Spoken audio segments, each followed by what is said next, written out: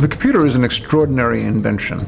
It is changing everything we do, how we work, how we play, how we live. If you go to the hospital, you're dealing with computers. You get in your car, you're dealing with computers. You pick up your phone, you're dealing with computers. The computer is the single most important invention, at least in the second half of the 20th century, and is completely revolutionizing not just the way we live, but in fact who we are. This is such a remarkable event that it would be tragic if we didn't record and save the information necessary for future generations to understand how it happened.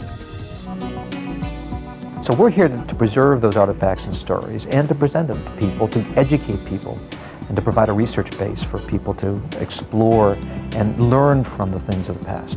And we think we're the only large-scale collecting museum in the world that's focused on the information revolution and computing technology and how that evolved. We're a unique institution. It is, in fact, a place that carries technology and software and books and manuals and other paraphernalia to tell a story. To just have a large warehouse with things plopped down there is no good for anyone. But to have them and have the stories of how we got there, of how we came of age, are very important. The Computer History Museum began in 1979 when Gordon and Gwen Bell opened a display of their private collection at Digital Equipment Corporation in Boston, Massachusetts. Eventually, it became a public museum with a growing collection of artifacts, educational exhibits, and a lecture program. A West Coast branch of the Boston Museum opened in 1996, dedicated to preserving the history and artifacts of the computing revolution. Eventually, the Boston site closed and the California location became the Computer History Museum. In 2002, the museum purchased its permanent home in Mountain View, where it has begun the first phase of an ambitious, long-term effort. The mission of the museum is to preserve and to present for posterity the artifacts and the stories of the information age. The preservation part means we have to collect all of the objects and the stories so that future generations can have the raw material to understand what happened. And the present part means that we have to transmit that information to visitors, both to the real building and on the web, in a way that they can understand and be educated and benefit from. They're trying to show a variety of exhibit experiences for different visitors. All the exhibits have a general overview and overstatement that everybody can understand, but then through layers of information, you can delve down deeper and deeper. In its first phase of development, the museum currently features 3 exhibits. We have a wonderful team of docents who give all the public tours in visible storage, and many of them are pioneers and contributors themselves, so they have a deep knowledge of what it is they're talking about.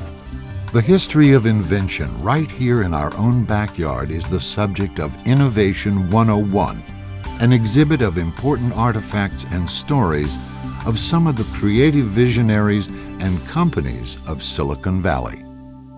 And the newest exhibit is Mastering the Game, a history of computer chess. We were using really chess as a way to teach about basic principles. And the interesting thing about chess, it's a 50-year story, 50-year quest to solve a very difficult problem. And it actually mimics the same general trends in the history of computing. Mastering the Game represents the museum's first step toward the more interactive exhibits it plans to create in the future. In the exhibits that we're going to be building, they will be rich with multimedia presentations. There'll be an audio device that you can carry around with you. There'll be interactive video displays. There'll be movies. There'll be photographs. It'll be much easier in that environment to get the story out of the objects. But that's still in the future. This museum is still a work in progress. We have a wonderful building, which is our permanent home. We have a wonderful Hahn Auditorium where we have public events. We have restoration laboratories. We have meeting rooms. We have an oral history studio.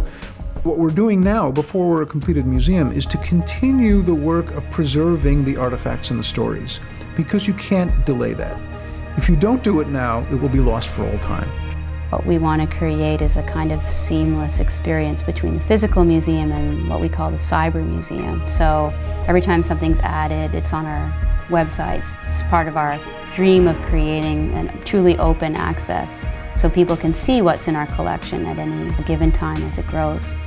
We have a wonderful lecture series which is open to the public, where experts come in and tell stories of how they contributed to this revolution and how things might happen in the future. I think one of the things we're trying to do is really show the people behind the inventions and tell people stories. And so we have a very active oral history program so that people can hear the pioneers themselves talking and telling anecdotes that you wouldn't normally find in archival material.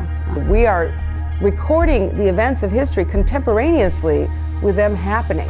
Rarely in history do you have a chance to do that. Wouldn't you love to be able to hear Michelangelo talk about what it was like to paint the Sistine Chapel?